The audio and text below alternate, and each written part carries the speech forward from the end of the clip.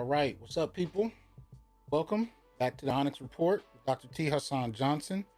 Hope all is well. Hope everybody's had a good week so far. All right. So as usual, I've made some new I've gotten some new equipment, trying to test it out. So I hope everything is okay. As I come in, I hope you got a chance to see my supporters and my thank you to them for supporting. Shout out to those of you just coming in. We're broadcasting on YouTube, Facebook Live, and on Interlight Radio. So you can check us out on either. Shout out to MLR. Appreciate that. Huge support. Much appreciated, brother. Thank you. See Mawada in here. Shop Talk Live. BGS in the house, of course. Good to see the esteemed BGS in here. Rashid, appreciate that support. Hi, Scholar. Y'all let me know. Prince Jaren, what's up? Y'all let me know how the sound is coming in. Is it too loud? Is it too quiet? Let me know. Attorney Sperlin, how you doing, sir? We talking about you today. Michael, what's the word? Soul Provider, what's going on? Malika, I see a lot of good people in here. Force Windu.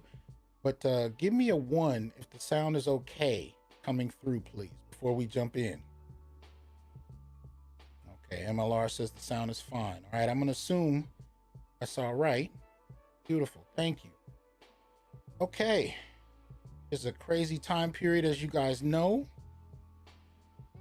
Let us try and get through some of this with some amount of clarity. All right. Let me get going here. Oh, my mic keeps going out.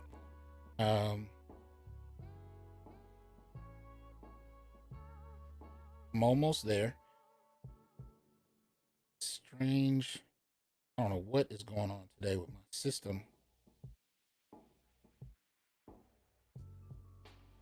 Something is definitely happening. There we go. All right. So, as usual, I want to remind everybody, this is the Onyx Report, where we uplift Black men and boys through critical analysis. First thing I want to shout out, Ruminant, thanks for becoming a new member. I want to kind of start with, as usual, reminding you guys about my membership program. You can go through Patreon or YouTube. Patreon, there's 2 settings. There's a setting for documents, and then there's a setting there for film reviews, and I do 2 film reviews a month. And that program is designed for fathers and sons, most particularly parents and sons in general, to use film as a point of dialogue, communicate values, and of course, talk about manhood. So you can go to Patreon and sign into that program. I see Malika saw the nano gauntlet. Yeah. Anyway, so there's a gold level membership, diamond level, onyx level, and meteor level, and black opal level membership programs. And YouTube, all you gotta do is click join right next to the subscribe button. Hopefully you're at least subscribed. Please like, share, like and share the videos, and support the channel any way you can. But you can choose between those memberships, and we're happy to have you. All right. So as we get going in here, a couple of things I want to cover. We had a major launch in the last few days that I want to share with you guys. This is for Force Windu. Appreciate that support. Okay. This is for the new Institute for Black Male Studies. Those of you following me on social media may have seen me. I launched this a few days ago. It's not the official launch. The official launch for the Institute will be on November 18th, but it is a soft launch, and there are some things on there that I think you might enjoy. So I want you to check it out. I'm gonna actually take you to the website. Now, as long as this thing is okay. All right. So I have no idea how many things I've been experimenting with this week, and I'm not thrilled about it, but had to be done. So this is the website for the Institute for Black Male Studies. And as you can see, the first thing that pops up is an email opt-in. Please extend your name and email so that we can definitely send you more information. But this is it. This is the Institute for Black Male Studies. And basically what it is it's an opportunity to delve into the new and burgeoning field of Black male studies, but it's open to the public. This is an independent institute that I've started, and you will notice if you take courses in it, because we'll be making courses available, webinar available, and you'll notice some familiar names and faces. I'm going to have all kinds of brothers helping to teach courses and conduct webinars, but you can go through this yourself. This is the Institute for BlackMaleStudies.com. Institute for BlackMaleStudies.com. You can kind of sift through, check out the site. Yes, we do even have merchandise, so you can go through and kind of examine it for yourself, right? And I will even take you to the merchandise page, and you can kind of see what's there.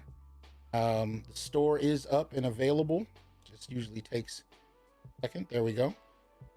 So we got mugs, we got shirts, sweaters, backpacks, the whole deal. Jackets even, white and black and with gold on both. Got the face masks, the neck gaiters. This is even a postcard. We got mugs, phone covers, laptop covers, the whole deal.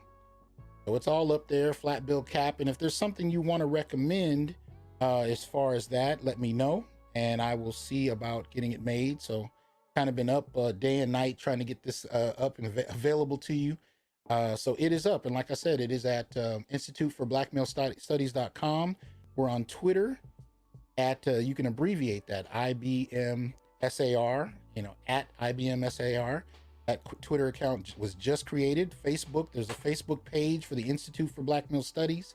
So all of it is up, and we are just getting going. So, check it out, support, and you can always email me any suggestions, concerns, or questions. But it is basically going to be courses online that you can sign up for and take at any point in time. There's no beginning or end point. There's no semester start or semester end. The courses start when you start. And like I said, it'll be made available November 18th. That'll be the official launch day. But until then, peruse the site, check out the merchandising, see what you like, and go from there. And I also wanted to point out that after several months, actually, of requests, I have finally got another merchandising item up that you all have been asking for quite a while. And that has to do with the closing of my show. Right? Some of you may find this familiar, but I did finally have a shirt made covering the closing of my show. So yeah, y'all know how I do it. It is up. There are a variety of colors. The only limitations on any of the merchandising, as far as anything being, it's not necessarily sold out, but a lot of the companies that we're using for merchandising are having problems with COVID, having things made. So that might be the only thing you run into if there's a certain shirt size or color that isn't available. That's the reason why. Most companies are still grappling with COVID, but nonetheless, the t-shirt is up that has the closing of my show on it, and it's all up there, so you can check it out. That too is on the Institute for Black Male Studies page, and you are welcome to go through that. Believe it or not, there's also an Etsy page for Institute for Black Male Studies, but there's only 10 items on it, so it's best to go through the Institute page to check that out. So I hope you guys like that. Appreciate the patience, especially on this shirt. I've been having people asking me about this one for quite a while, and I tried a bunch of different designs and they were horrible, but I actually do like this one. So, again, check it out. And you might even like seeing it in different colors. So it's all good. We'll go from there. I appreciate y'all's patience as we kind of do some self-aggrandizing commentary there. Okay. All right, so we are in it, y'all. Election day was yesterday. Y'all know what it is. And there's been all kinds of turmoil and contestation and debate back and forth on all kinds of different things. And black males have seemed to find themselves in the middle of it all. We became, victim number one. Or I should say villain number one for no damn good reason at all. And yet we're still here. So we're going to keep it pushing. A few shout outs. especially in regard to some of the things we've been hearing. D Remedy, thanks for becoming a member. And I want to shout out Terrain Walker. Terrain, and I think I done mispronounced the brother's name already. He corrected me on this when I had him on the show. I do apologize, brother. I know I've mispronounced it. Tarian, I don't want to mess it up anymore. I may have just done so. Anyway, my apologies to you. But nonetheless, he did an article, an excellent article actually, that I want you guys to take it. My apologies to you. But nonetheless, he did an article, an excellent article. I don't know what the heck, that I want you guys to take. I see it. My apologies. There we go. All right. Dealing with technical issues, people. I'm getting it together. Bear with me. So he sent me this a few days ago. Excellent piece. He did it. He sent it to me over on Twitter. And he's kind of dealing with this whole... There we go. And it's entitled Blaming Black Men, an American Political Agenda. Yeah. And this is on Context Media, right? Blaming Black Men, an American Political Tradition. And he kind of gets into the Blame Black Men hashtag. He talks about, as you can see, Brittany Cooper, Jamel Hill, and he even talks about the change in their tone as we got closer to the election. So, get a brother, a chance. Check him out. If you haven't checked him out already, support him on Twitter. Go ahead and get in there and check it out. But we had him on the show a few weeks ago, doing some great work and representing Black men well. So here he is framing what we have all been seeing and experiencing this last few weeks. And I want to make sure we support the brother. So please make sure you do. Okay. We're there. Okay. Not too bad. Another person I want to shout out. I don't know if he's still in the comment sections. He was here a moment ago, but to the good counselor himself, shout out to Dennis Sperling, right? Attorney Sperling has laid out a couple of powerful videos the last few days, and he's not the only one. Definitely make sure you check out my brother Green Gorilla.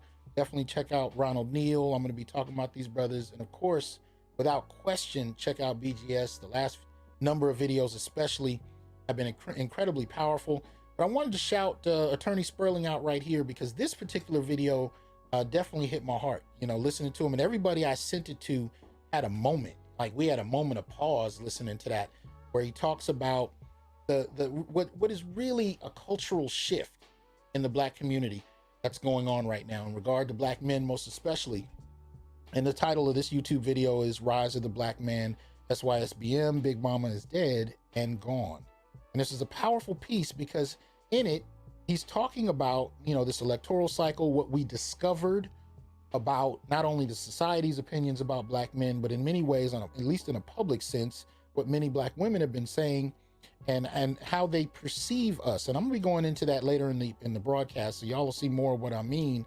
But that said, make sure you check this video out. I think it really, along with Dr. Neal, points to a very particular cultural moment.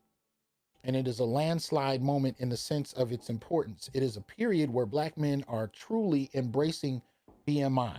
And you'll notice I titled the beginning of this video with BMI. If you're not familiar with it, it's a concept that my brother, Dr. Ronald Neal, developed, referring to Black male independence.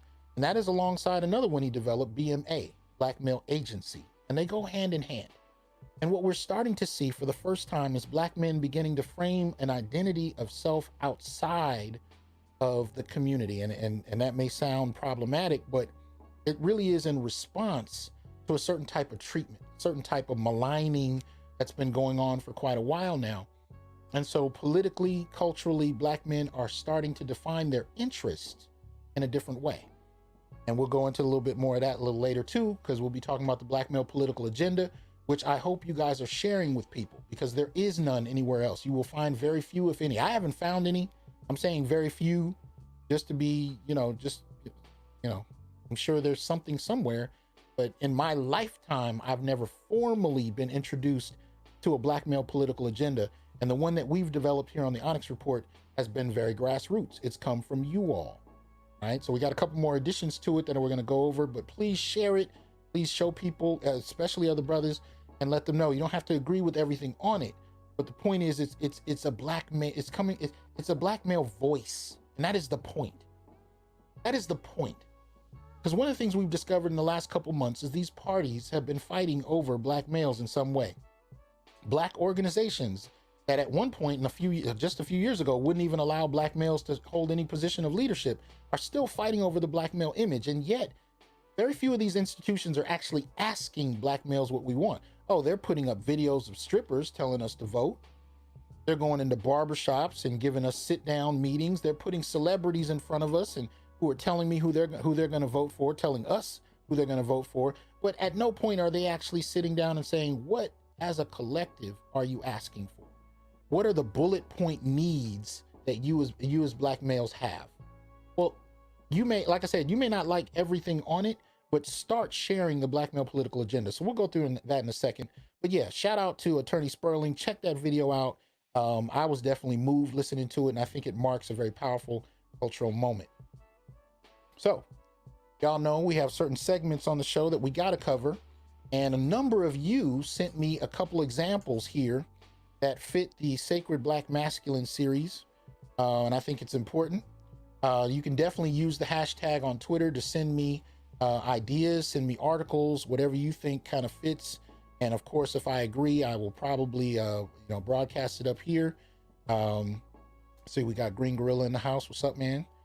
Your show tonight with Zakiya was powerful. If you haven't checked that out, it's up. Go to the Green Gorilla channel. Did an interview with Zakiya Sankar Jabbar. We had her on my show as well, and they had a very in-depth conversation about black women's perspectives on black men and how black men can actually communicate with women that hold such opinions, negative opinions that we see prevalent in the media. So definitely check out Green Gorilla. All right, so starting the Sacred Black Masculine series, first one up we got to give credit to is one Mr. LeBron James, who helped shoulder, as you can see here, $27 million in fines to allow felons to vote. Focus, appreciate that support. So here we see James, Los Angeles Lakers star, joined a group of celebrities to shoulder around $27 million in fines and fees to allow felons in Florida to vote. According to Lawrence Mower and Langston Taylor, the Tampa Bay Times, nearly 13,000 felons could now be eligible to vote due to the Florida Rights Restoration Coalition, supported by LeBron and businessman Michael Bloomberg. Other high-profile personalities who gave hefty donations include Michael Jordan and Ariana Grande. I don't know how to pronounce her last name. Excuse me. A network of small dollar donations from average residents in Florida also helped collect millions of dollars. Bloomberg, the former mayor of New York City, raised $16 million alone by calling others to join. The report added that the would-be felon voters from Hillsborough, Pinellas, Palm Beach, and Polk, four of the biggest counties in Florida, will likely favor Democratic presidential candidate Biden. The article said, citing a review, that at least 80% of felons from the aforementioned areas are non-white, including 74% who are black. Those numbers could be significant enough to tip the scales. Now, here's the thing. Chief Rocker, appreciate that support, man. Again, alongside Attorney Sperling, I'm in complete agreement with him, Dr. Ron O'Neill, a number of brothers. I'm not particularly pushing anybody to vote or anybody to have voted for someone in particular. For me, it's just about black men deciding and determining their interests on their own terms, rather than continuing to allow others to do that for us. And so by that, I support the push to have ex-felons be able to vote. They've done their time. They should be able to enjoy such basic privileges. So the gesture is what I particularly support. You can check this out on clutchpoints.com and look that up from there. All right. Here is an interesting story. I'm not going to play the sound. It caught on fire, and let me that's cut the when sound out. All right. So basically what we have here is a couple of good Samaritans.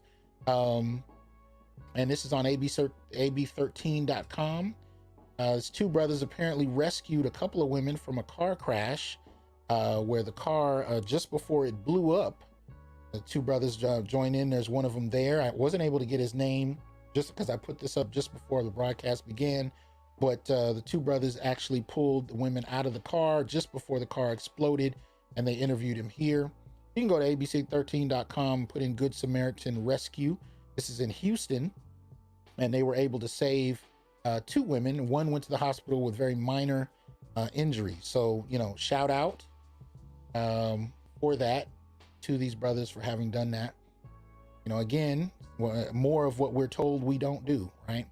But I don't post these things really to argue with people about Black men's humanity or capacity to protect or be heroes. Really don't give a damn what they think. I do it to celebrate these brothers just for actually doing what we are, being what we are.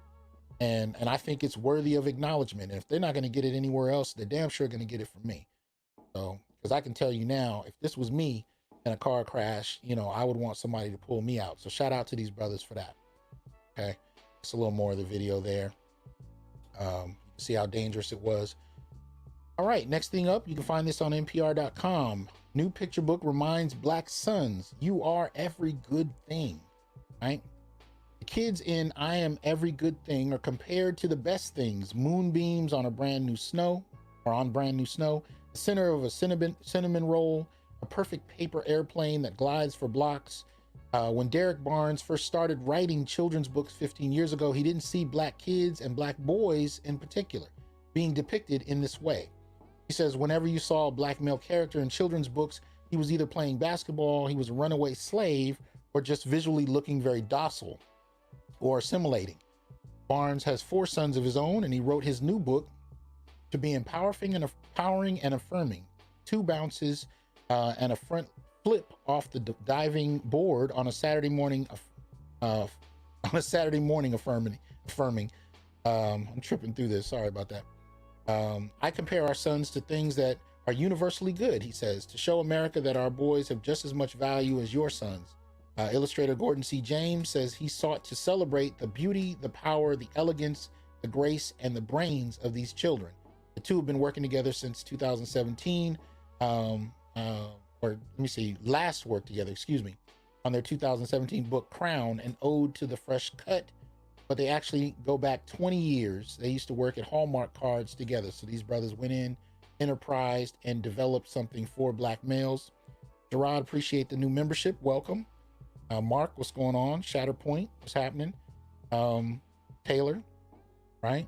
But shout out, right, to this book. This is beautiful. And this is the kind of thing I definitely like to see more of in support of our Black boys. Because y'all know we've been talking in the last month, especially over their experiences with things such as sexual victimization, literacy, academic performance, and the kind of things that many of our boys endure.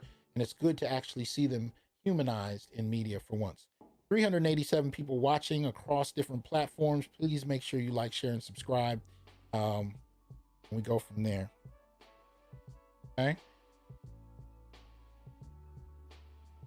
All right. So next up, this one, I gotta say, this one moved my heart. A number of you I know seen this one online, right? As you can see, the caption reads, "The man in the chair is Mr. Earl. Mr. Earl lives in the assisted living home next door to the shop. He has a memory disease that if you tell him something today, he forgets. You tell him again tomorrow, it's like new information to him. His brother used to come to the shop and pay me every week to cut his hair. Then later, Mr. Earl would come and ask me, did his brother pay me so he can get a cut? I would always say, yes, sir, your debt is already paid. Mr. Earl's brother died 5 years ago and he doesn't remember. Damn.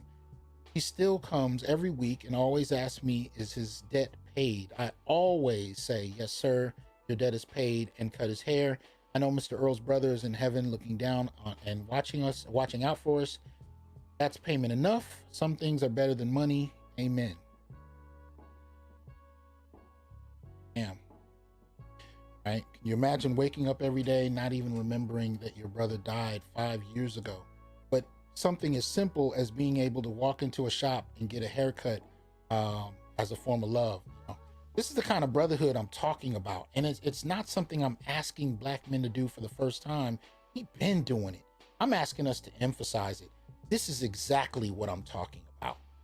Exactly what I'm talking about. Respect for the elder, respect for the brotherhood. That was beautiful. First time I read it, I was moved. So, hopefully you will be too. Mark Tuggle says my 94-year-old mother has similar memory challenges. Yeah, it could be dementia. You know, some people are suffering from Alzheimer's. This kind of thing affects people every day, true, but that doesn't mean we can't be humane and supportive when it does. So shout out to this brother here. I didn't see his name. I just see credit Marlo Matthews. I'm not sure if that's the barber, but I nonetheless wanted to tip my hat to the brother. Excellent work, sir. That's how it go. At least that's how it should. Right? Next up, I probably had 10 people send me this one, and I appreciate y'all doing it just to make sure I covered it. So if you haven't seen it, as you can see in the title, single dad adopts 5 siblings because he couldn't bear to see them separated. Robert Carter adopted siblings Mariana, Michaela, Robert, Giovanni, and Keontae. When asked why he made this major decision that changed all their lives forever, he shared that he too knew how it felt to be taken away from loved ones. At age 12, Robert went into the foster care system and spent years separated from some of his younger siblings. When he got older, he emancipated and ultimately was granted custody of his younger sister and guardianship of his younger brother. He said, "I didn't eat for a week," Carter told Today.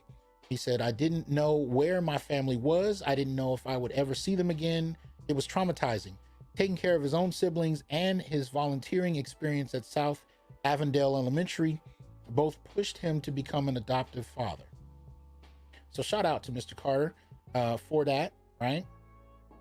Much appreciated. And again, we got a lot of our kids stuck in the foster care system without very much support.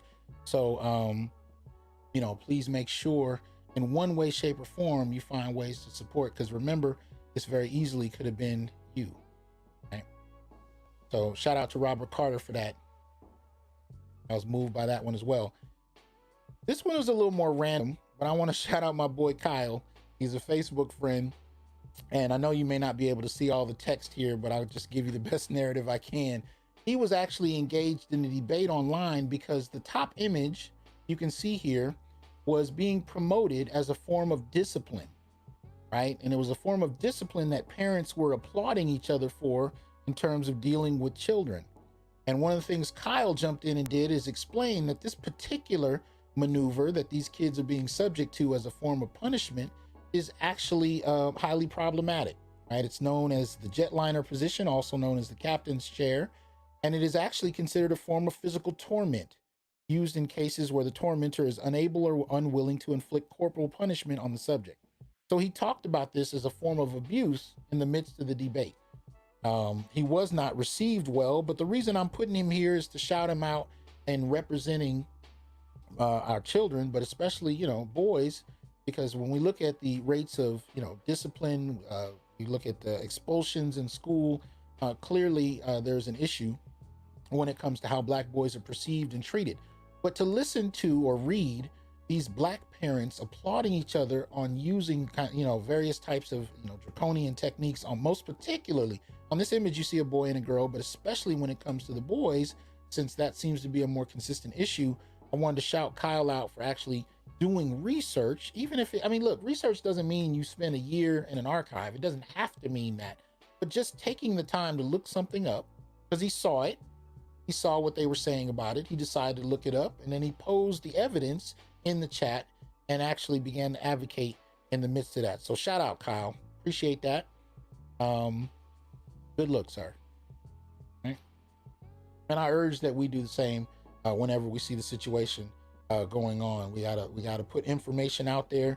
A lot of the time, I'll debate with people I have no interest in debating with, but I put information out there not for the person I'm debating with, but for the people who are reading silently.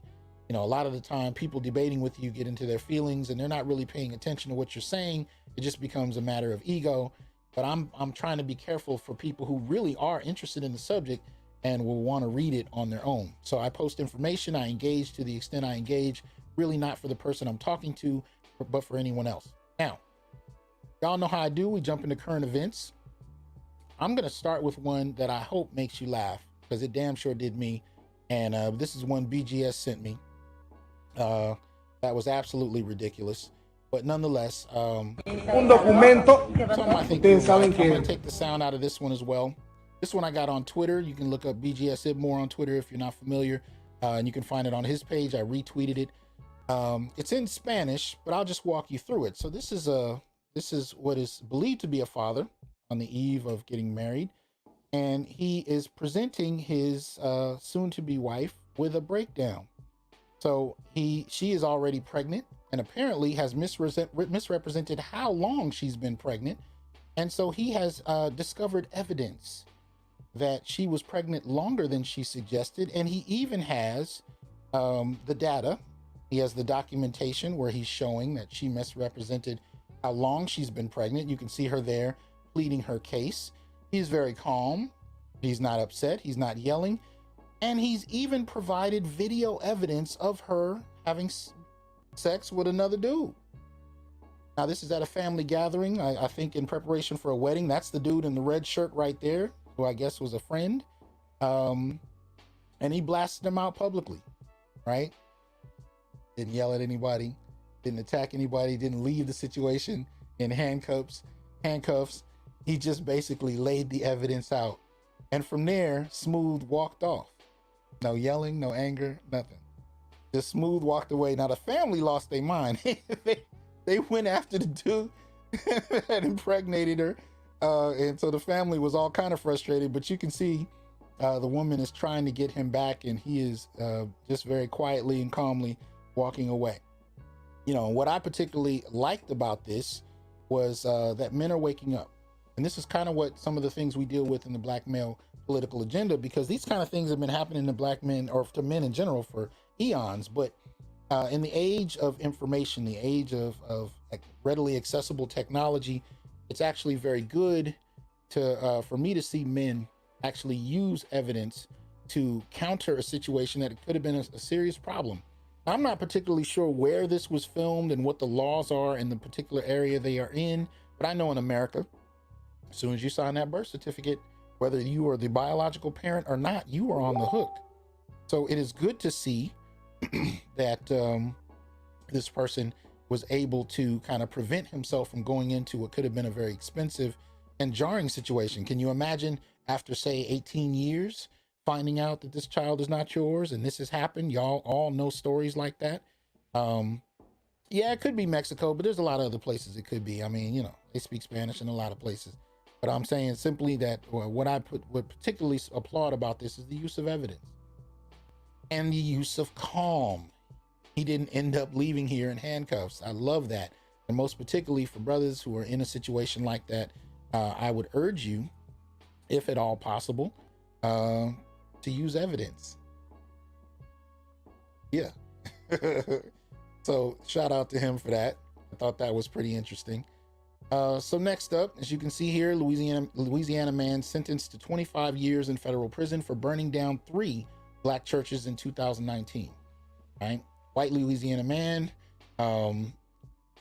sentenced. Holden Matthews learned his punishment for federal charges related to the arsons on Monday, reported USA Today. Federal District Judge Robert Summerhays gave him 18 months credit for time served. The 23-year-old will be required to serve 282 months in prison. Sentencing began Friday, but ended up being delayed due to the discovery of new evidence, which turned out to be phone calls between Matthews and his parents last week. He reportedly told them one of these bastards thought they would see justice, but they didn't get it. A reference to the parishioners that testified against him, USA Today reported. Right? The fires occurred in the, I can't even pronounce that, Opelousas. I've heard it before, but I don't remember it. So the fires occurred in the Opelousas area of southern Louisiana between March 26th and April 4th, 2019. The first fire occurred at St. Mary's Baptist Church in Port Barre. Matthews burned down Greater Union Baptist Church a week later. The last blaze claimed Mount Pleasant Baptist Church. After he finished setting the fires, Matthews took pictures and posted them on social media. You gotta be kidding me. He was apprehended April 11th, a week after the final arson. Matthews later told authorities the crimes were not racially motivated, and he committed arson because of the religious character of these buildings. In an effort to raise his profile as a black metal musician, per a press release from the Department of Justice, the churches, which were more than 140 years old, are in the process of rebuilding their facilities. This is actually ridiculous. This is the kind of terrorism that the black community has been very familiar with for years, and it's nonetheless still happening. So we talked before about the number of black men that have been found hanging around the country. We talked about black men, most particularly in places like Ferguson, activists who've been burned alive in their cars. And now we're seeing a resurgence in things like beatings and, church burnings. We have never stopped being at war. I hope you don't get it twisted. The war has never ended. And this is war. When you have these kind of actions being taken on and very little conversation about it in the public sphere, it needs to be taken seriously. So this is real. It is still happening. And don't get it twisted. So 429 watching. Again, like, share, and subscribe. I've still been shadow banned. So my video numbers have kind of dropped. Not sure why that is. I think I have a very nice smile, but for some reason, YouTube doesn't like that. So moving on. Right. Gentleman was recently paroled after 49 years, was arrested Friday and is facing re-imprisonment. Excuse me. It looks like the link doesn't work for me here. But one of the reasons I put this up in terms of this gentleman, Jaleel, oh, I remember it now. I'm not going to try to pronounce his last name because I am going to wreck it. But apparently Jaleel, after spending 49 years in prison, was paroled and tried to vote and was re-imprisoned for having done so. All right. So, again, when we talk about the black male vote, one of the things I seldom hear people mention, right? First of all, we don't talk about the black male vote most of the time. It's really in the last few weeks we've been hearing a lot about it. And what we usually hear, especially in the black community, is how black women vote, and black women are applauded and celebrated for doing so. The Democrat Party loves them, and it is what it is. Nobody pays attention to the fact that black men actually vote to the second highest numbers beyond any other demographic short of black women. And we are the only group dealing with this level of voter disenfranchisement. Not even black women are dealing with it. You've been incarcerated for the most part, no matter where you are. At some point, you probably dealt with voter disenfranchisement or still are. No other group is dealing with it to this degree. And yet, again, not as much conversation about this as we need to have. So this brother got out after 49 years and was re-imprisoned for trying to vote. And yet, the discussion is about toxic masculinity and how black men are trying to emulate rich white men. And that's the only reason they could possibly have for voting contrary to what is considered acceptable. Now, I myself am an independent. I've been an independent for about 20 years. I was an independent before I knew there was such a thing as an independent. Nevertheless, despite that, I still recognize how many black men have been barred from being able to participate, in our democracy, and yet are still chastised for the acts of a few. Because again, if you look at the last few weeks, this whole maligning of the black male vote and what black males' interests are, nobody's asking about content. They've handpicked a couple of rappers or celebrities and told us this is how black men think. Didn't even really ask the celebrities, for that matter. Not that I'm looking for celebrity representation to suggest what all black men think, but they really didn't even ask them what they thought. If you think about Cube put out a written plan that he's been working with others on for months. How many people do you know actually went through the plan and have key points of disagreement with very particular subjects? How many people you met that are critical of Cube could tell you exactly what page they had issues with on the plan? What particular component, what paragraph, what particular term they didn't like? How many people do you know did that? I've met a couple, but they were brothers that were actually in support of Cube's efforts. He just had, critical analysis. It is what it is. It's what we do.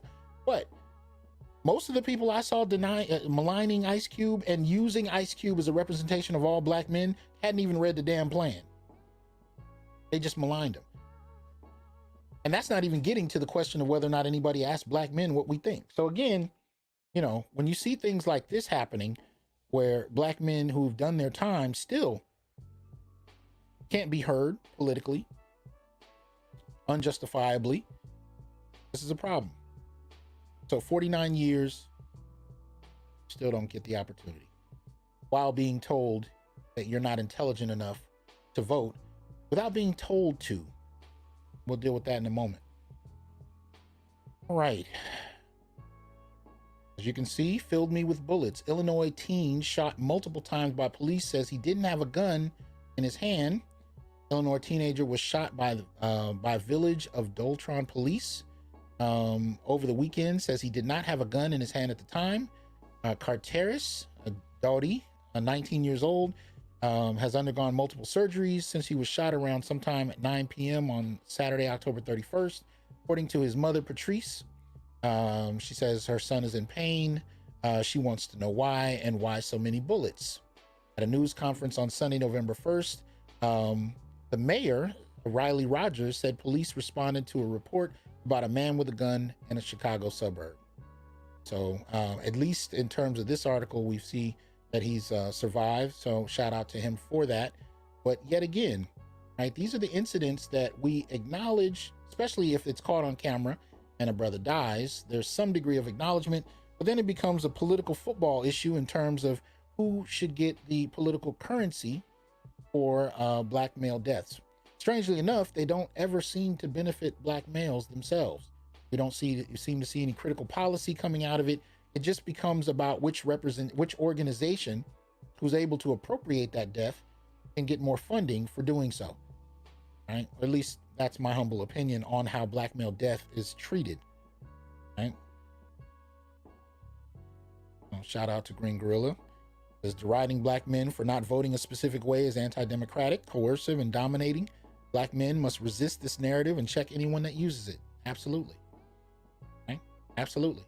But just to go into a little more depth, this was recently put out by Washington Post, and you can see some information here again about the standing of black male death, right? 1,353 killed, 33 per million. And you can see the rates in relation to other groups, right? That is beyond the 949 killed Hispanic men or Hispanics, 24 per million. That goes beyond the white, who are at 2,600, but 13 per million, and other is below that. So you can see black men, you know, the rate by which black Americans are killed by police is twice the rate for white Americans. You can find this on Washington Post, as well as some other information here. You can see where they actually chart the age of the victims. They are overwhelmingly male, right? 5,494 killed, or are victims shot and killed by police.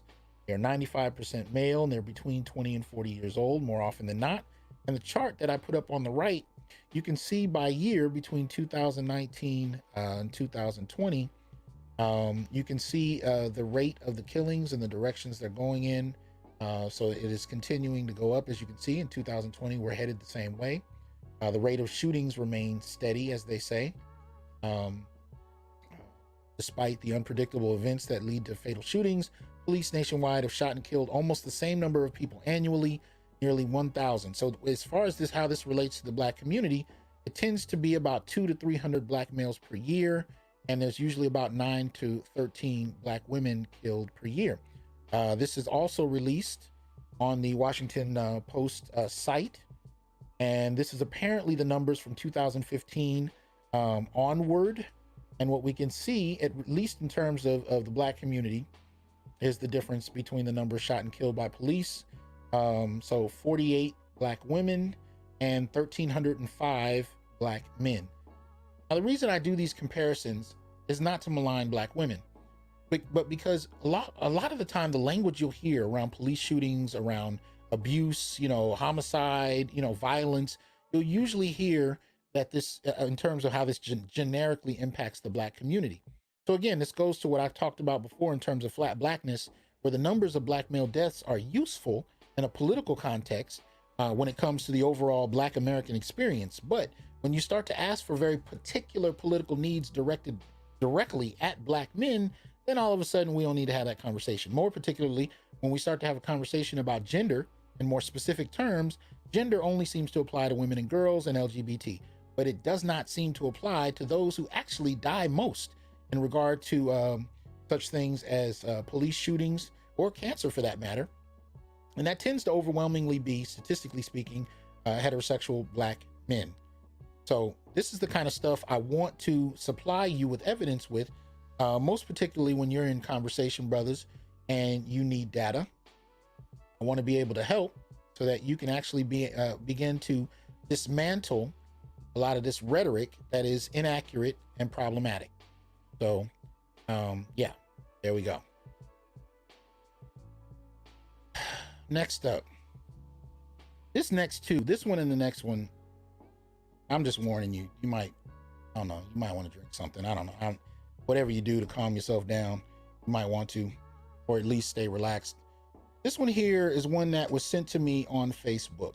This was a particular woman who has gone out on a date with 5 of her men, right? She refers to them as handsome hoes, right? And she says she's grateful on her 30th birthday. She decided to take 5 handsome men out on a date to show them that they're appreciated, right? Let's see, thought about and can still maintain their masculinity, getting pampered. Said it was her idea to buy them all the same color suits to match her dress so they could celebrate her 30th birthday. They're gonna all sit down in a nice restaurant and be fed. Here, I mean, this is precisely the type of thing I've been talking about, and I use a term that it's not the nicest term. It doesn't sound great, but it is what it is. This is the ConcuSurf, and basically, ConcuSurf is a concubine / serf, right? And basically, this is an objectified success object, right? This is a man who, more often than not, we find this happening by those of us who've been raised by single mothers, because those single mothers basically wanted us to become what they sought after themselves. What they value. And that usually meant that your job was to provide what made women happy. And what that has translated into for the last 20 to 30 years is that and it's actually longer than that. It's longer than that, but it's become popular in the last 20 to 30 years, which is it's your job to provide sexual pleasure, physical protection, and even financial resources at her whim and under her authority. You are a tool. You are subject to her. And in this particular image, you are here to stand there and make her look powerful. Right. So this is the kind of narrative that you see broadcast out there for Black men. This is the role that many want you to play.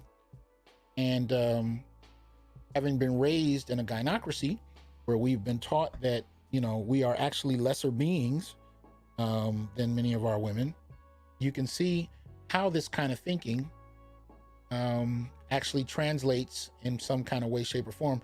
And that too also goes with if you've been raised with any kind of trauma in regard to your upbringing, and especially if you've not been around men who can define for you or could define for you on a day-to-day basis what it means to be men, what the values are, what does a man do every day, how does he carry himself, how does he engage in conversation, how does he engage in disagreement, how does he argue, how does he protect.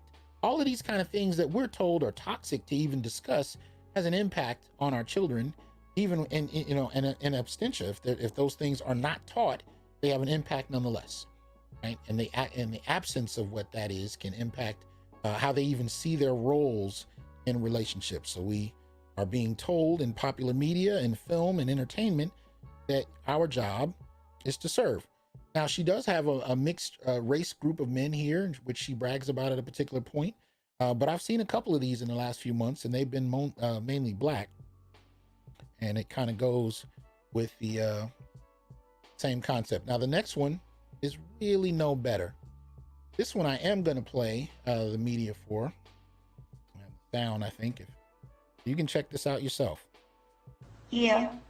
I don't play that shit. Y'all gonna see me in the flesh and in the fucking real. I do not play that shit. You see that hole in the motherfucking ceiling right there? That's the first shot. The second one I won't fucking miss. I promise you. Try me. I won't miss. I promise you. I promise you. I promise you. I won't miss. I will not fucking miss. I won't miss at all. I will not miss. I don't give a fuck, nigga. You think I give a fuck? I don't care. Get the fuck off of me. I don't care. Let all you motherfucking hoes know you in a motherfucking relationship Now. Now. Let them know. 5, 4. No, look at the camera. You in a relationship. Right? Your life is on the line at this point, baby. You think I clean? I ain't doing shit at all. I'm not playing with you. And I know, honey. You risk a lot, I risk a lot. I ain't playing with you. Okay? We clear? We clear? Thank you. My pole is nice. Y'all like that? I do love tricks. Now and again. Yeah.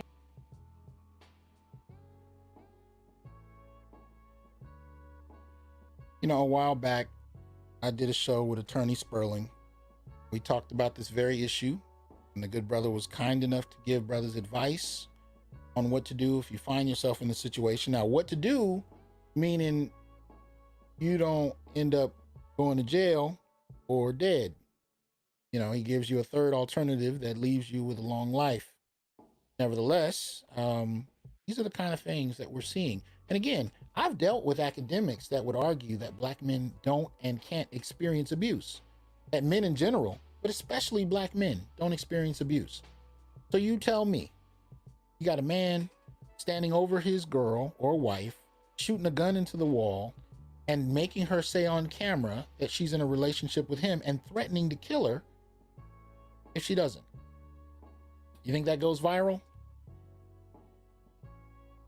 Nevertheless, I hope you can avoid these kind of situations. I hope you've gotten therapy, you know, for any issues that may have played a role in why you're even with a person like this. But at the end of the day, if you wake up and find yourself in this situation, I hope you listen to the show with Attorney Sperling and make steps to leave in a manner that leaves you as alive as possible. But at the end of the day, it's these kind of things that are going on that I find people like to overlook. Because here what we're talking about is intimate partner violence. What we're talking about here on a psychological, emotional, and most definitely a potential physical situation. These are the kind of situations that get swept under the rug and we act like they don't happen. They're real. And it doesn't have anything to do with size or strength. She can be 4'1", you could be 6'6". She holding a 45, it is what it is. So nonetheless, I point these things out on a regular basis because people seem to act like, you know, intimate partner violence is always, and this is partly due to the impact of the Duluth model. Again, shout out to Dr. Tommy Curry and the Man Not. If you're not familiar, pick up that book, check it out. But when he talks about the Duluth model, he talks about its impact not only in academic and activist spaces, you know, in terms of the institutional support provided for those who are abused, but even in terms of research and most importantly in terms of popular culture, right? In terms of what we're introduced to in popular culture about what abuse is, much of what we're shown is strictly the abuse that women have experienced. So much so that we really don't even know how to talk about male abuse, right? And it's so prevalent that, you know, and this is something I noticed whenever I listen to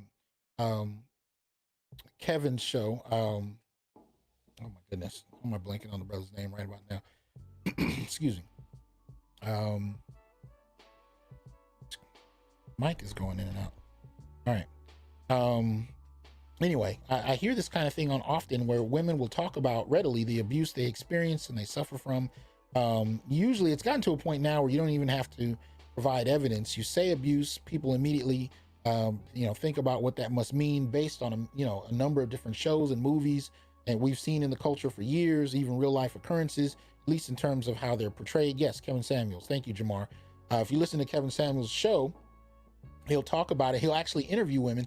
And this is a rough estimate. I may be wrong, but it seems to me like 1 out of 3, 1 out of 4 will talk about being abused. And Kevin will say, well, was there, a police report filed? Do you have any evidence? Then he gets silent. And it's not to suggest that women don't experience abuse. It's more to suggest that this is something that you can say very casually without evidence and people will receive it. But if you're a male, like the guy in this particular video, and you talk about how your ex was abusive, you think people think this in mind when they hear that? See, we don't have a narrative for black male victimization. We don't have a narrative for intimate partner violence in terms of what men experience. We don't have a narrative, right? If anything, you know, I've seen these kind of examples even celebrated as a demonstration of feminine empowerment and strength, believe it or not. So this is the kind of stuff we see. And I'm trying to flip that narrative by showing that, you know, men go through all kinds of different things. Now, again, I don't know if this is a skit. Social media, you know, has gotten off the chain when it comes to that thing. It very well could be. But my point is, even if it is, these things are definitely happening. And I've seen enough videos, even in social media, that were not skits that are very much like this. This doesn't look like a skit, but I'm just saying, you know, it is what it is. So, yeah. All right. I don't know why they doubled these on a thing here. All right. So next up, women arrested for allegedly chasing and assaulting her boyfriend's ex in Royal Oak. Police said a woman was arrested for allegedly chasing and damaging the vehicle of her boyfriend's ex-girlfriend. According to police, the victim told them the suspect was her ex-boyfriend's girlfriend, and she followed her into the parking lot. Police say the victim was confronted by the suspect, who then struck her window several times and broke the glass on the driver's side door. Yeah, this is ridiculous. According to police, okay, hold on, skipped up. Okay, here we go. The victim then said she got out of the car on the passenger side and ran through the parking lot while the suspect chased her. Residents called 911 after hearing screaming and what sounded like a gunshot. That sound was actually the glass breaking. According to police, the victim confirmed there was no firearm and the suspect fled the scene with her boyfriend. They were later pulled over by police in Berkeley, and a firearm was found under the driver's seat along with a fake temporary plate. Suspect, 26-year-old Detroit Tanisha Denise Reese from Detroit, was arrested and charged with carrying a concealed weapon, malicious destruction of property, assault and battery, and an improper plate. I keep telling you, intimate partner violence can happen in a lot of different ways. And I try to show as many as possible for a couple of reasons. One, not only to illustrate that this is a regular occurrence, not only to illustrate how it is, I would argue, being exacerbated by the current economic reality, the pressures of the environment, right? But also to give you evidence when people suggest that it doesn't. These are cases that I see on a weekly basis, right? Readily available. Now, this one here is in connection to the black male political agenda, right? This is in Baltimore. This is the BaltimoreSun.com. You can see child support reform bills gain momentum in Maryland. Right? This is the year for action. New momentum and General Assembly is bolstering efforts to address some longstanding problems in Maryland's child support system. Legislation advancing in the Assembly would require that a parent's job prospects, educational background, and criminal history be considered before a judge sets the child support the parent must pay, often the father to the mother. The bill also would discourage judges from assigning fictitious income to unemployed parents without considering their individual circumstances. And a child support order must leave the non-custodial parent money to live on. Another proposal moving in the legislature seeks to address the mountain of child support debt that can build up while a parent is incarcerated. That legislation would give more inmates the chance to have their child support orders frozen until they're behind bars. Inmates serving a 6-month sentence could have their orders frozen down from the current standard of 18 months. And so from there, let me see. Okay, hold on. Here we go. It said it would be a great relief to the families, so we don't have people who are going further and further into debt, not being able to support their families. This is definitely something, even in the Maryland area, that overwhelmingly impacts black males. Vast majority of child support cases involve black males. So hopefully this reform bill will gain momentum, but there's no reason that this can't be suggested and introduced on a much larger scale, which is why we talk about it on the black male political agenda. All right. Next up, Louisville police officer sues Kenneth Walker, boyfriend of Breonna Taylor, for emotional distress, assault, and battery. Right. Officer involved in the fatal shooting of Breonna Taylor has filed a civil suit against the 26-year-old's boyfriend for emotional distress, assault, and battery on the night she was killed. The lawsuit claims Louisville Sergeant Jonathan Mattingly experienced severe trauma, mental anguish, and emotional distress because of Kenneth Walker. I I can't make this mess up. I can't make this up. You know. So now we've not only gotten so far as to, you know, eliminate the treatment, the mistreatment for that matter, but we can actually go so far as to now see police starting to sue the people they accosted. So just to put that on your agenda.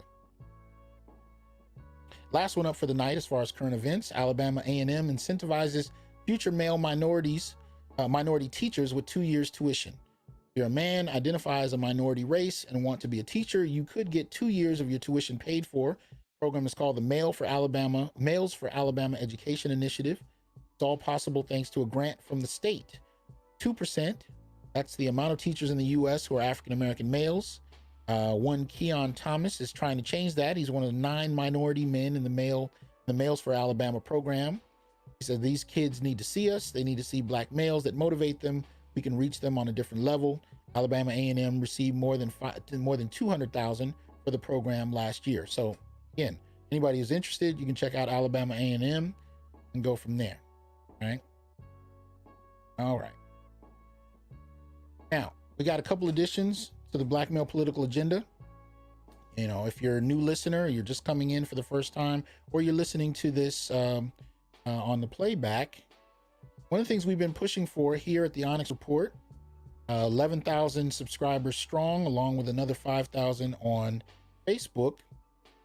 We've been pushing toward a black male political agenda, and that is one that articulates black males' concerns, issues, and so on. So when people want to tell you that black males do not have any political interests that can be articulated, definitely make sure you present this black male political agenda. I'll show you that in a second. But before we go to it, I want to give you a couple of new additions. All right. We got 3 for this week. Some of them are pretty common sense based on our direction, but I wanted to make sure they're formally put down to be seen. Right. So the first one we have is that federally funded programs designed to both train black male teachers and fund them with supplemental incentives to entice them to teach. So in other words, we're taking what Alabama and A&M is doing and trying to propose it on a national level. But more than that, also providing supplemental incentives after these brothers graduate and go into teaching, right? Yes, I am arguing, and we have already argued this. This was something BGS contributed to the black male political agenda, and that was that we actually create a double minority status for black men. That is a status that black women have enjoyed for quite a while, and it's the idea that because they are both black and female, they check off 2 boxes and thus were more desired and sought after. This is again something that professionals and even white-collar black men have talked about, because their numbers tend to be dramatically lower in such environments that cater to a double minority status, because those companies and offices can actually check off 2 boxes with 1 as far as black women are concerned. However, we're trying to make the argument that yes, because black males are black and male, they should be given double minority status. And that said, in regard to teaching, we're proposing that they should be given incentives, because the number of black male teachers is so low, and the treatment and performance level of black male boys is horrendous. And we argue that that has much to do with the institutions themselves, right? So that is the first one. The second one is that ex-cons be allowed to resume voting privileges after time served. Forgive the typo. I will definitely clean that up before it goes on the Onyx report itself. So yeah, pretty common sense, pretty straightforward. But we do think that this is an underdeveloping tactic to permanently remove black men's, particularly black ex-cons, right to vote. And obviously that's something that can extend to any community, but we're making the argument on behalf of black men, because this disproportionately impacts black men and dramatically impacts our voting experience as well as our voting power. So that said, ex-cons should be able to enjoy that. Hold on one moment. Just saying, these kind of things get used against you in a variety of ways. Come on now. There we go. Now we're good. All right.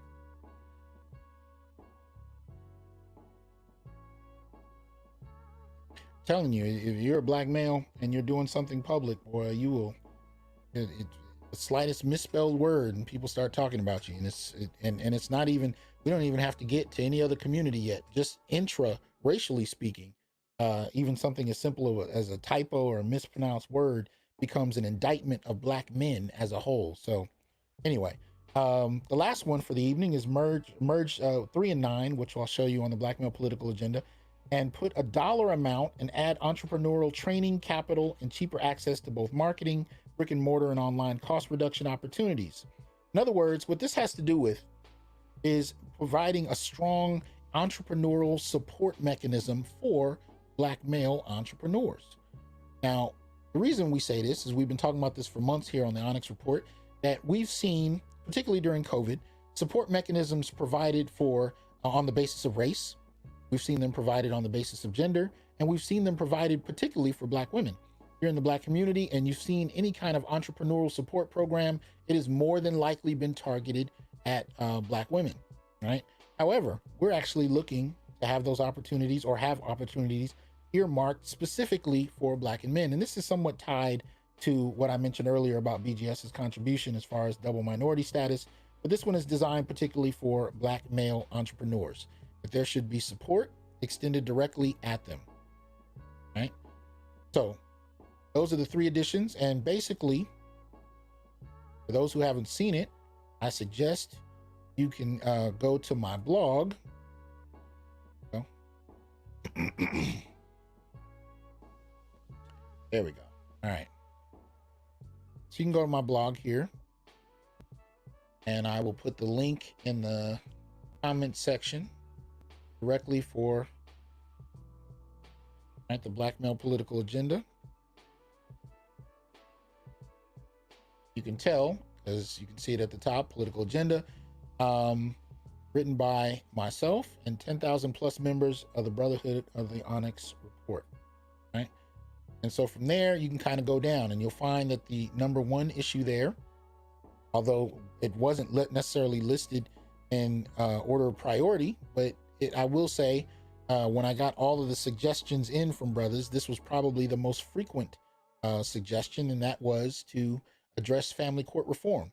So in there, you can see the number of components to just family court reform, right? Dealing with everything from mandatory DNA testing at birth for children, all the way to tax filing options. Because these are things that economically underdeveloped black men and remain as a kind of albatross in a particular way, and they don't necessarily have to be that way. So we're looking at ways to change that. We have suggestions for education. We have suggestions for affirmative action. We talked about programs for targeted homelessness. Anybody paying attention to the homeless situation, especially if you live in key areas like Los Angeles, you can tell how many black men are disproportionately impacted, especially post incarceration, right? Targeted unemployment programs for the similar reasons, right? Law enforcement, of course, is a huge component of black male life. So a number of suggestions in there you can read through. This is at newblackmasculinities.wordpress.com. It's the 3rd post from the top, right? Intimate partner violence, homicide policy reform, right? These are all suggestions sent in by black male listeners, right? Health programs. Only one we have up right now is targeted toward cancer, right? But nonetheless, something to, be looked at. Right. And then we have small business support, which one of the last suggestions will probably go under. Social Security, life insurance issues, paternity leave, voter disenfranchisement, right? So the things we've been talking about. Black male specific reparations arguments, and then of course the largest one being charged to the United Nations for genocide. Yes. Okay, hold on. Let's get this off here. All right. Let's get to it. So obviously, after dealing with the last 24 hours, most particularly, the election is on everybody's minds. Mm, mm. Okay.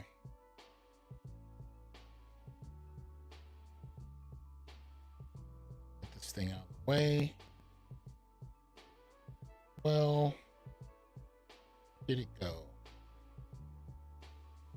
It's not working. Ah, come on now. There we go. All right, so we're talking about black male independence, and we are looking particularly at the myth of either Trump's patriarchy, black male patriarchy in particular, the toxic black male patriarchy, black patriarchy, or Biden's black gynocracy, right?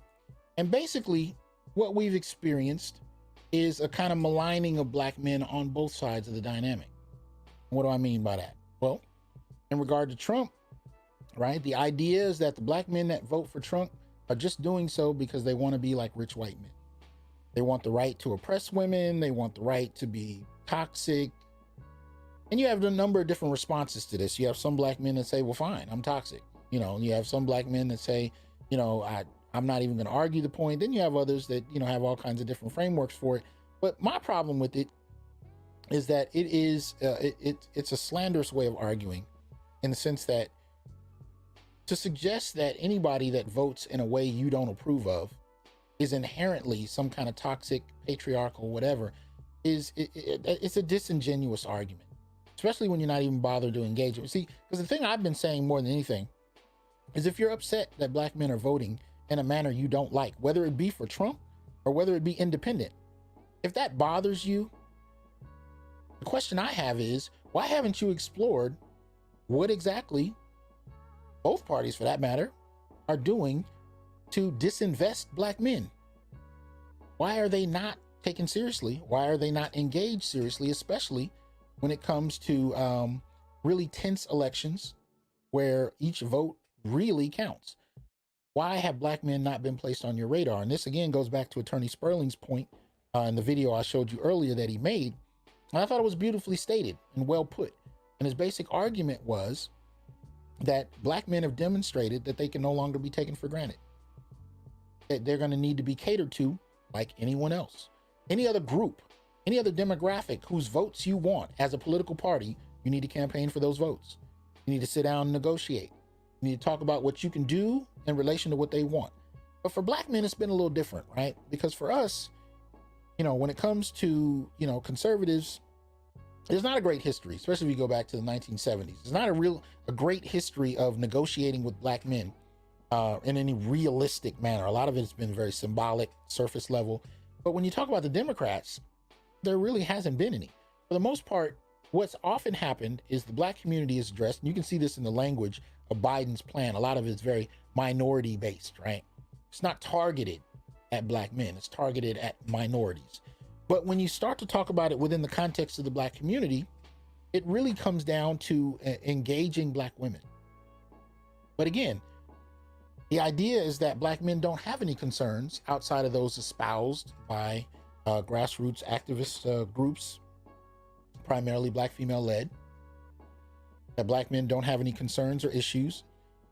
And I can tell you, I can show you a whole webpage full of them that break from what is traditional. Now, Ice Cube basically developed a platform that was designed around helping the black community. And I applaud him for it. You know, unlike, you know, a number of others who complained that he didn't have a specific component for women or LGBTs, he didn't have a specific component for men. And I applaud what he's done. I applaud anybody that's bothered to do the political work of developing a list of concerns and putting it forward. I applaud, even if I don't agree with elements of it, I applaud the gesture. I applaud the effort, right? But we've not really had a genuine conversation with black men about what they need, what they want, and why. And we've not really addressed whether or not they have a different set of concerns. Now, I'm not going to play the video for any of these because I've been hit up with some copyright issues the last few videos and it's been a mess. I'm not going there again. This is a film called Paradise Love, right?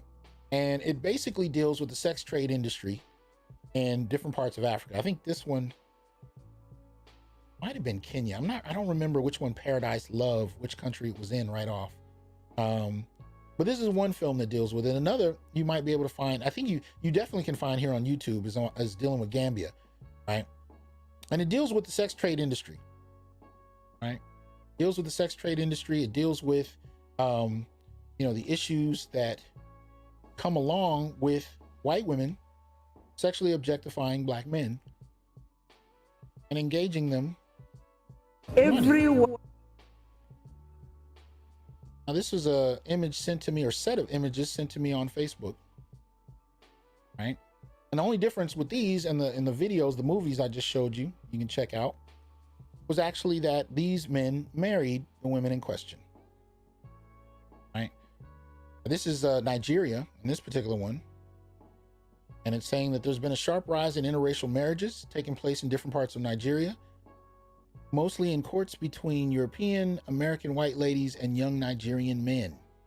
Couples show great enthusiasm, passion, so on and so forth. Money is very much a factor in all of these dynamics. Yeah.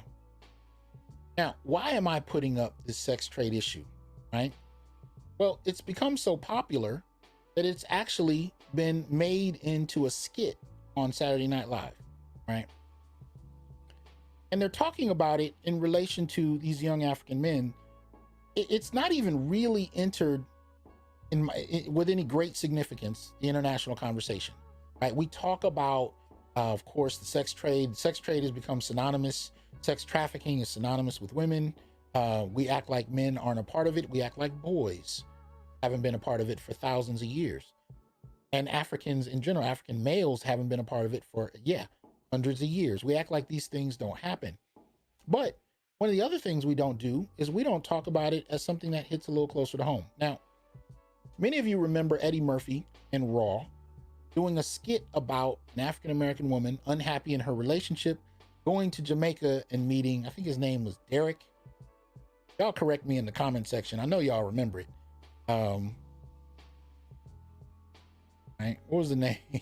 What was the name of Eddie Murphy's character in the story where he's telling he's telling black men that if you don't please your woman, she's going to go to Jamaica and she's going to meet somebody else. And the one she'll meet is, thanks MLR, Derek St. Jacques. Right. Who's carrying his penis over his shoulder. Yeah. Thanks, Red Lion. Oh, is it Dexter? My bad. Dexter. Is it Dexter or Derek? Because I'm seeing both. Dexter St. Jacques. Right. So basically, he talks about this as a way of not wanting to lose your woman, to be mindful, be attentive to her needs, because she might go down and get hooked on Dexter. I think it is Dexter St. Jacques, right? But even though that skit was hilarious and funny, when I've talked to brothers who travel everywhere from South America to the Caribbean, they do talk about the sex trade industry there and African-American women. And this is a subject that is that I've not heard brought up in any polite conversation, academic conversation to any significance, and so forth. So when we talk about sex trade, we talk about it as something that, if we talk about it at all, it only happens to women. If you're going to get into a subject where you're going to talk about men being victims of it, if the person you're talking to is at least keyed in, they may have a conversation with you about the Gambia, Kenya, wherever else this may be happening, maybe in the Caribbean. But I would make the argument that, when I talk about CompuServes here in the United States, sexual objectification is a key factor in that. Stereotypes going on, especially since the 19th century, early 20th century, about black males being well endowed, are not limited to women from other cultures, seeing black men as these exotic objects. This happens within the community itself, right? Descriptions of black men, descriptions of their use, their utility, even to black women here in the United States, has been very much tied to a similar type of objectification. So I would make the argument, we have a sex trade here. It's just acceptable. And we don't talk about it that way, but it is. And it's not limited to sex. See, clearly when we talk about these, these aging, rich white women going to other countries, if you watch the film Paradise Love, one of the things you notice is they do talk about sex quite a bit, but they also frame it with this kind of idea of love, right? So, you know, you have women who are paying for young men, and they'll still entertain ideas about marriage and so on and so forth, even though they know that this is a financial exchange. They'll still engage it, right? They'll still talk about marriage and love and romance, but they done gone through 5 or 6 dudes in the course of a few months. So that's happening. But here in the United States, when we talk about it, it's common, we accept it, and we see it playing out on a number of other planes. It's not just sexual, right? It also plays out. And this is why I showed the image earlier of the young woman on Facebook, 30-year-old woman celebrating her birthday with her 5 concuserfs, was because that is an example of that very thing. Sex trade industry is not limited to women, and it is not limited to other countries. And yes, black men here in the US as well are subject to it. We are measured by it. Our marketing value to women who engage in it is articulated that way. If you watch a film like Girls Trip, where they talk about men, they talk about penis size, they talk about sexual prowess, they talk about using men to overcome depression or to get, that's, a lot of that is the same mess. It's the same thing we're talking about here. The sexual objectification of black men, but it also extends into other areas. Politics has been one of the most recent examples, right? So we've talked about this. We've seen this happening where, and I'm sure many of you have experienced it from people you know. I know I have, right? Where you've had family members, you've had, you know, associates, maybe even friends and lovers, as black men, jarring you to vote and only vote one way. Now, let's look at some evidence of this. This is not limited to me. This was sent to me by Shayna, I believe her name is. Shout out to you. A Facebook friend of mine, and she knows I kind of find these things interesting. This is a moment, and I think this is a mother and son in this instance, but apparently the boy or the son, right, voted independent. And this was the woman's reaction to him having done so. Say, I told you to do Biden. Now we done lost a damn vote. We done lost a vote. That's gonna go to Trump. God damn. Ain't nobody worshiping them. But God damn it, Chris, we need somebody in there with motherfucking sense.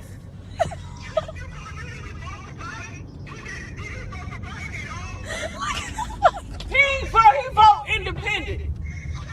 Why would you do that? You know what I said, do when you go in there. You go. That's what I did.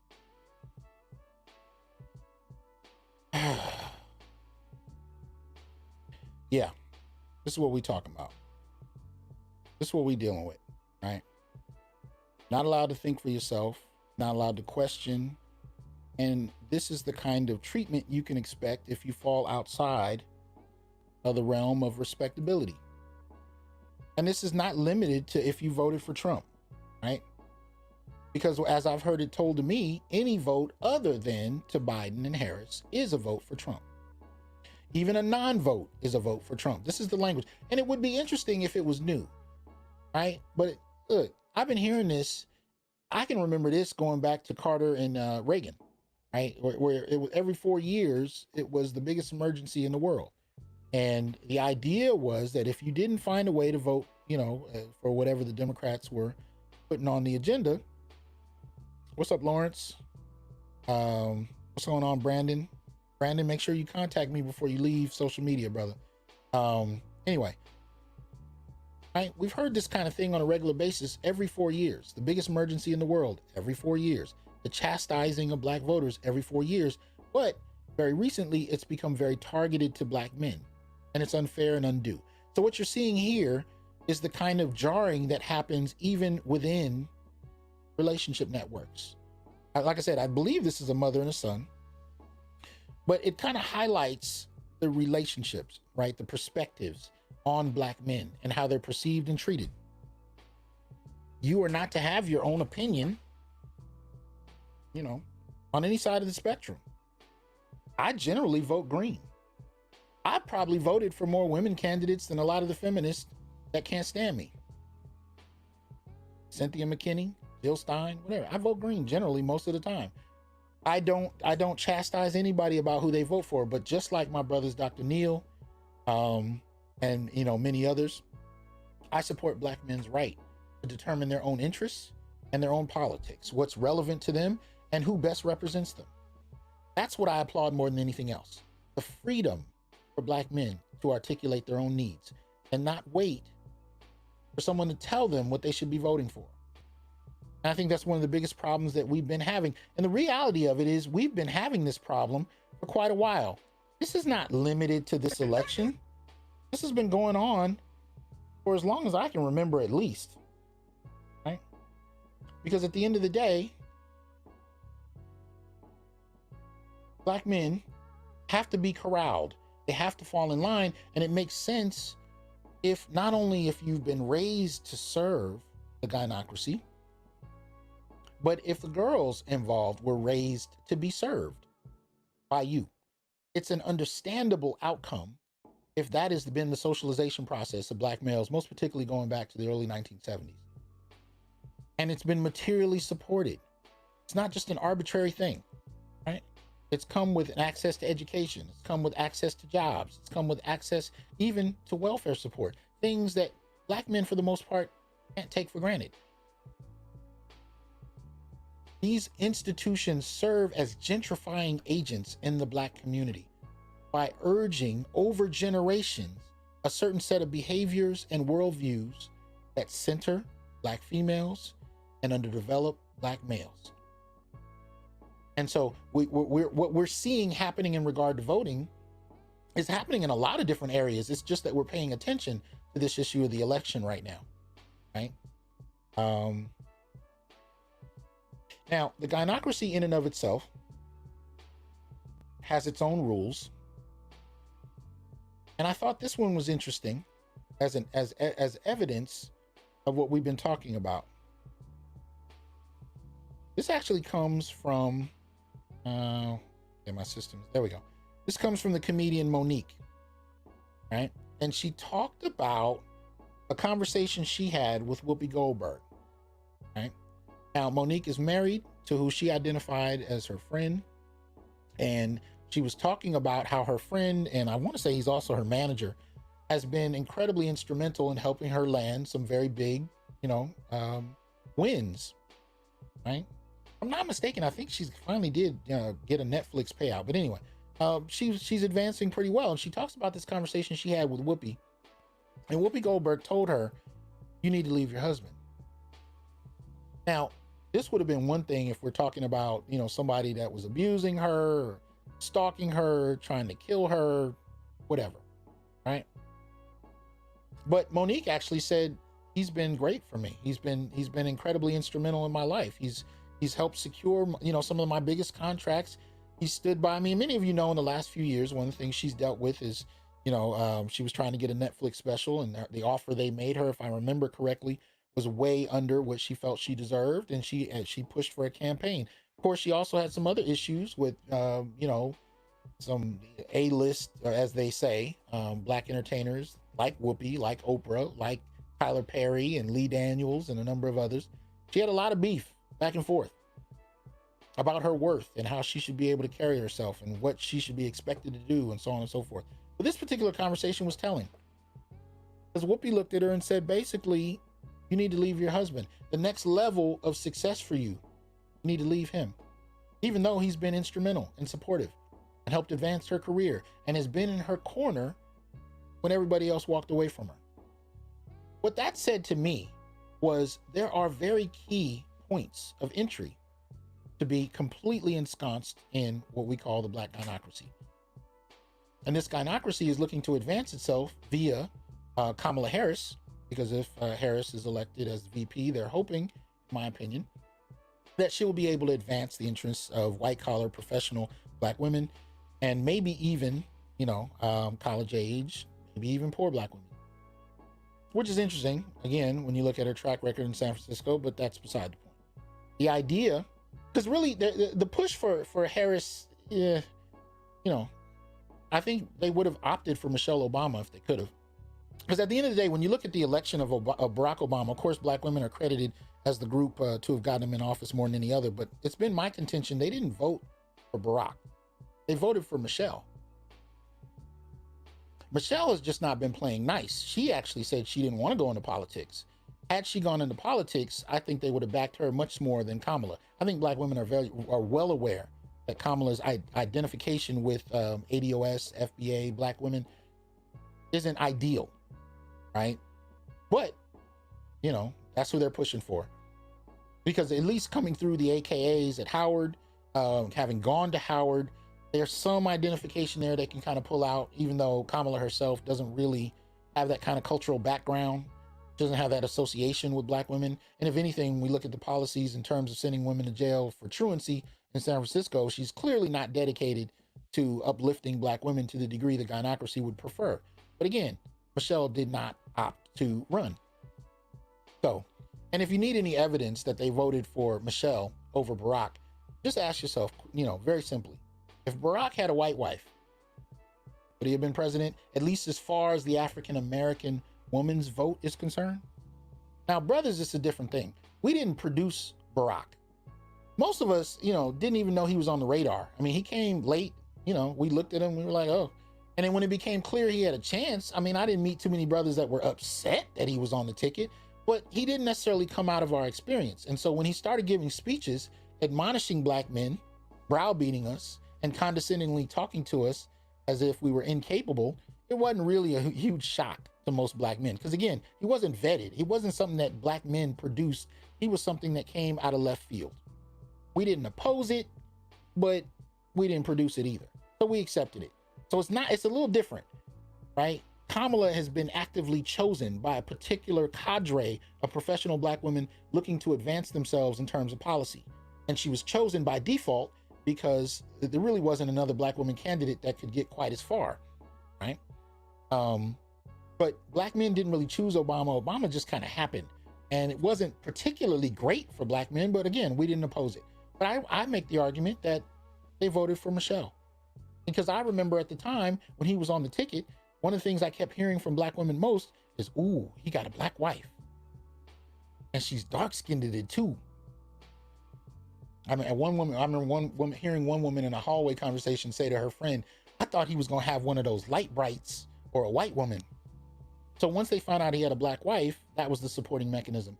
And then they became very enthralled with Michelle. And even Chris Rock talks about this in his performances during the time period that Barack was president, that much of the time they spent much more time talking about Michelle than they did him.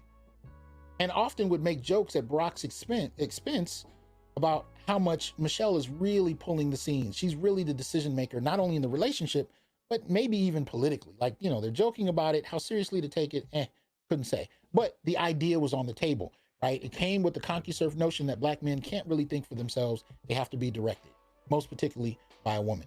So that was the kind of conversation. And then Michelle would begin to come out, and has done so recently with her own book, talking about Barack in ways that you've never seen a first lady talk about her husband. The problems in the relationship, you know, issues with how he acts behind the scenes, things that I don't think, you know, any president, most particularly the first black male president, should have put on the agenda. But it's nonetheless the kind of thing she's done. And there's been a number of videos, shout out to BGS, who I want to say has done a series on Michelle at different points in time. I don't know if those videos are still up, but nonetheless, on YouTube, BGS Ibmore, you can look him up and try and search for his videos on Michelle Obama. And the way she talks about Barack is very consistent with how black men are generally talked about amongst the Gynocracy, right? He's almost a burden. He's something to be tolerated, right? This kind of narrative. So that said, by the time I heard this, you know, from Monique talking about Whoopi's suggestion, it was very consistent with the kind of language, the tone, and the underlying sentiment that goes along with being in relations with a black man in a public setting, particularly as a celebrity. But in general, we see it in film, you know, we see it in narrative. Black men are to be tolerated. We're to be led by the ear. We're to be treated like grown children. That's the idea behind it. No matter what you've accomplished in some way, shape, or form, you are still a boy.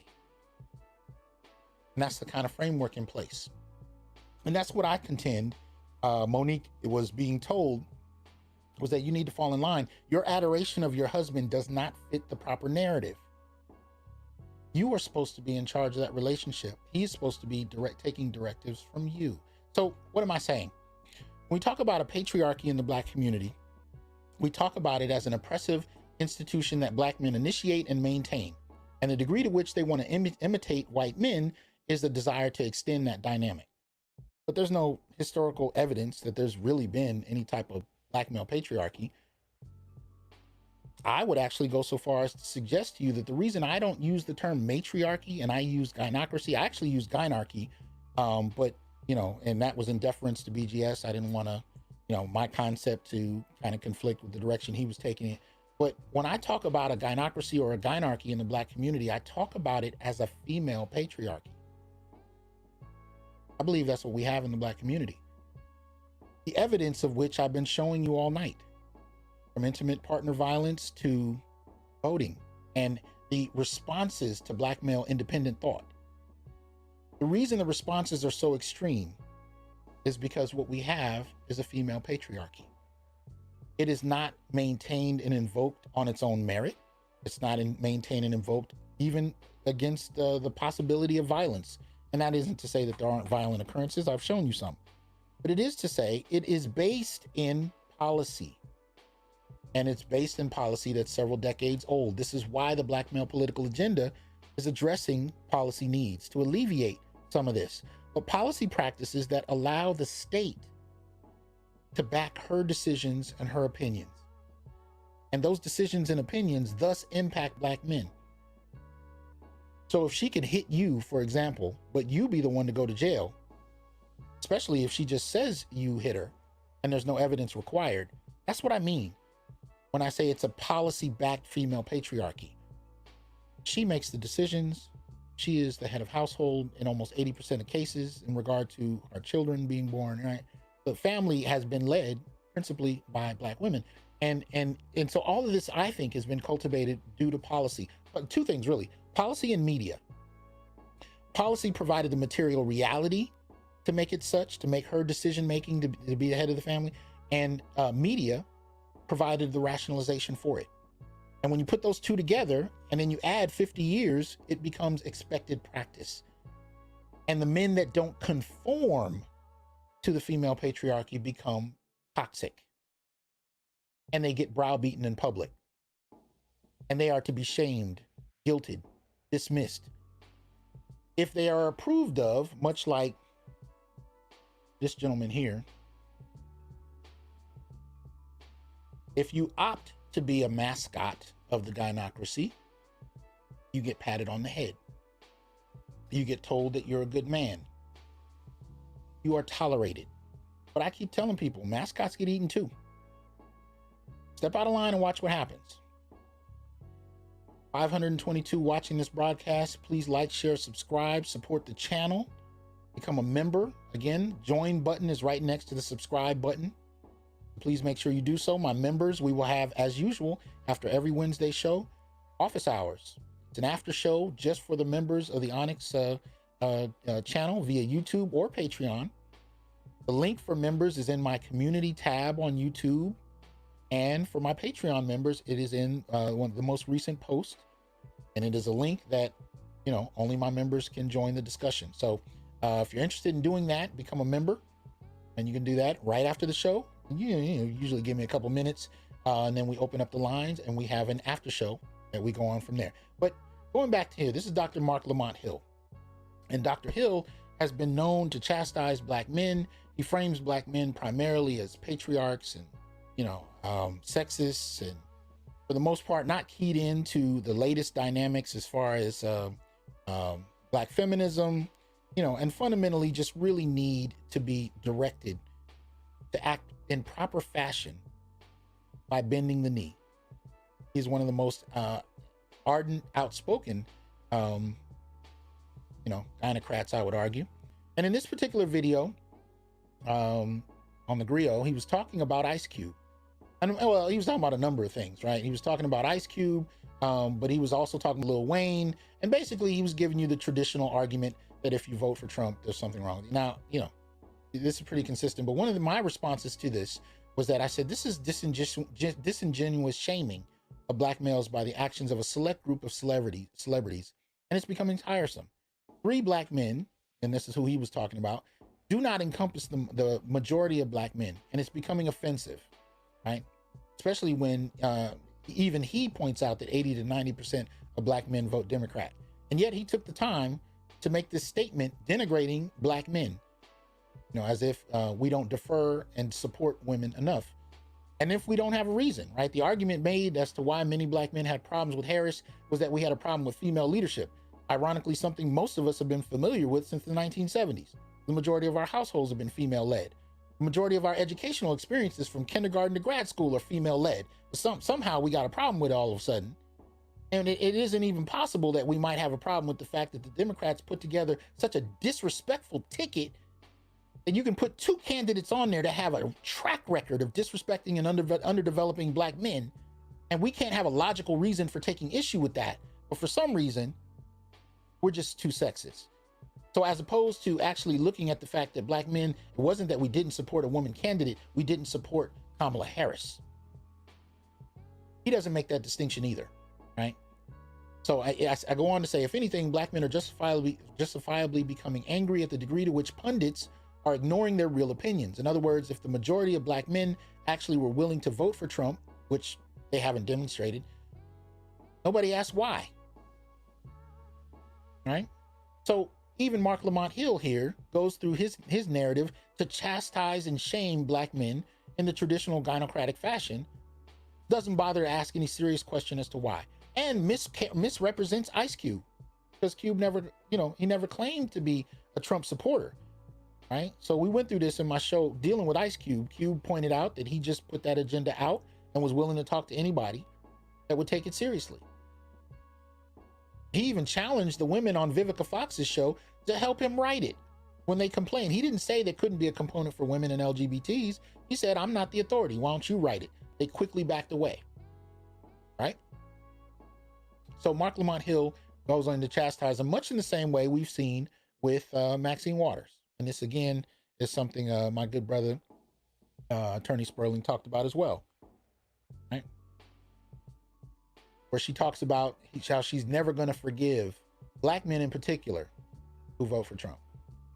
So this kind of mommying, right, that's going on here, and it's not just in your head. I mean, you can go back to watch Saturday Night Live, and if you look at their portrayal of Kamala Harris, they call her Mamala, right? The archetype that many of these women are taking to is either the goddess or the mama, and in relation to black men, that makes you one of 2 things. You are either her patron worshiper. No, I shouldn't say patron. You're either her worshiper or her son. Right? Those are the only frameworks available. Well, there's a third. We can also talk about the queen, right? So you got the mother, the queen, and the goddess. You know, if she's the mother, you're her son. If she's the goddess, you're her worshiper. If she's the queen, you would think you'd be her king, but no, you'd be her drone, her soldier, her warrior. See, in any context, which way you apply the archetype, you are the subservient being in the dynamic as a black male. This is the way that a gynocracy functions, and this is why I call it a female patriarchy. It is very much concerned with acquiring power, but acquiring power at the expense of black males. See, that's the dynamic, because it doesn't have to be at the expense of black males. If I put this in another form, we talk about these movies that have been coming out in the last number of years, right, showcasing powerful women. That's okay. I don't have a problem with showcasing powerful women. My problem is when you showcase powerful women at the expense of men to demonstrate her power. That's the thing I have a problem with. It's not just that she can lift a building or kick, you know, or figure out an advanced equation with no effort. That's not in and of itself the problem. My problem anyway. My problem is when she has to kick a man 3 times her size through a wall to prove her strength, and she's never taken a class on fighting. Right? These are the kind of things I'm talking about, but they're not limited to film and media. This is happening in terms of expectation and in casual conversation. The idea being that she in and of herself is a superior being. And in her quest to advance herself, not necessarily the community, right? The idea is that the best you can do is serve her. And one of the, so this is the kind of thing we talk about. This is the kind of thing I look for and I find a lot of evidence for over and over again. It's the same scenario playing out. And it's not that all women enjoy it. There's a number of women that have serious problems with the gynocracy. Shout out to Zakia, who was interviewed on Green Gorilla's channel. Shout out to a number of others. We got some here in the chat that are mainly here because of the experiences they had. And this goes to Kendra as well over at Crimson Cure, right? And you can tell who these women are because these are the women that are derided for being quote unquote pick-me's by other women, particularly women from the gynocracy, right? Women who will chastise them for not necessarily wanting to be a part of this gynocratic formation. Early on in the 80s and 90s, you could find them calling themselves womanists. I think now the lines have blended a great degree. So, women I've seen calling themselves womanists are using feminist talking points like there's no difference, but there used to be. Nonetheless, you still have women that are challenging the gynocracy, that do not want to be a part of it, that have no problem having relationships with men where they don't have to rule over those men. But it's understandable because this is the way we've been socialized over the last few decades. And this is how it's come to. This is what it's come to, right? So that said, Maxine Waters, in her admonishing statements to Black men, the mommying kind of punishing statements that she's no longer going to talk to you, right? This mess is very gynocratic and it's very condescending, and it suggests in and of itself that males are to do as they're told or they are to be punished.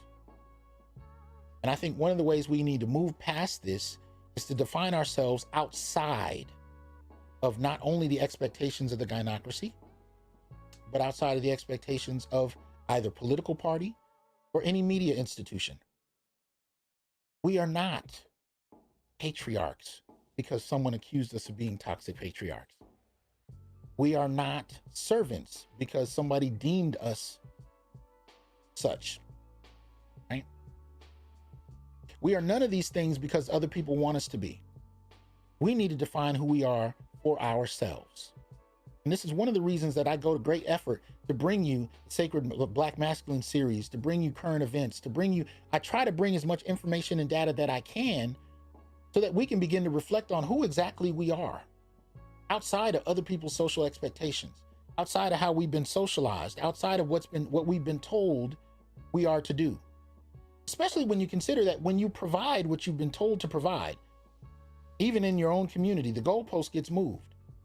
See, the subtext to it, and I remember hearing this even from childhood, if you could just make six figures, if you could accomplish, if you could be respectable, if you could handle yourself, if you could lead, if you could protect, if you can do all these things, you'll be paid respect and love. And yet, man after man that I run into, especially for those who have accomplished that, don't find it. The goalpost gets moved. They're told that they're still not good enough, right? They're still treated as if they need to be tolerated. It doesn't work. So once you've experienced that and you've decided that you no longer want that, then what? See, one of the things I've run across, and I said this to you before, forgive me if you heard this, but one of the things that happened after my wife passed, I looked at 30 friends and associates, Black men, educated, all of whom doing relatively well. One was in a relationship with a white woman. Two had no relationships at all, didn't want one. They'd gone monk. We didn't even have the term monk yet, because my wife passed, as of a week before Thanksgiving. This will be the 11th year. Right? Yeah, this will be the 11th year. And one of the things I noticed is, so you had one with a white woman, two who had gone monk, one with an African-American woman. All the rest were with women of African descent from other countries. And I said, you Negroes had a conference and didn't tell me nothing. And I had to talk to them individually And they said none of it was collective. None of it was part of an open dialogue. It damn sure wasn't even happening in media. There was no SYSBM. There was no YouTube conversations to this extent. It was individual black men who were making decisions about partners based on how they were treated. But not just how they were treated by women they were meeting on dating apps, but how they were treated in their own families. So that said, I'm just trying to get across to you that the ramifications of this and the implications of it are bigger than just, relationships. We're seeing it bleed into a lot of different areas that it's been in for a while. We just haven't recognized it. And politics is one of the areas we've seen most. Okay, so I want to remind you again, right? To not forget the after hours, right? Chess, not checkers. Appreciate you becoming a member. Right. Black Guru Strikes. What's up? He says the mistake black men make is we expect black women to play by the same rules that honorable men are expected to play by. Our virtue is our undoing. Interesting. Yeah. All right. So don't forget the after show coming up just in a few moments, and y'all know, and you can see it now on the shirt that is now available to you. If you go ahead and head to the Institute for Black Male Studies, you can purchase the shirt that has the closing on it. I'm here to tell you, brothers, we are not criminals by birth, perennial rapists, incapable intellects, man children, sperm donors, child support wellsprings, success objects, walking phalluses, ATM machines, lottery tickets, brainless henchmen, valueless assassins, pro bono mercenaries, unpaid bodyguards, interchangeable stepfathers, child discipline proxies, unpaid repairmen, workhorses, emotional tampons, or any other socially accepted dehumanizing stereotype. We are thinkers, inventors, innovators, leaders, fathers, warriors, and men. Embrace your humanity, know your worth, and extend your time, attention, and resources only to those who genuinely respect you. And remember, your worth is not defined by meeting other people's narcissistic, selfish, and unrealistic needs. You define your worth. Peace.